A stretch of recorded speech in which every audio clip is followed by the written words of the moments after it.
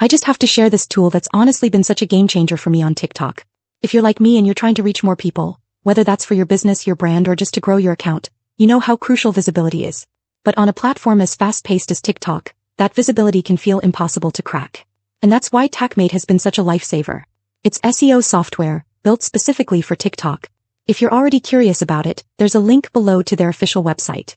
But hang tight because I'm going to walk you through exactly how TOKmate helped me solve some of the biggest headaches I was facing on TikTok. So here's what makes TOKmate special. It's not just some basic analytics tool. It's actually designed to help you optimize your content for TikTok's algorithm.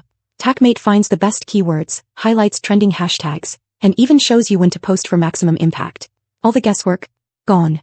I finally feel like I have a real strategy when I post. There was a time when I'd put content out there and honestly have no clue if it would even reach anyone.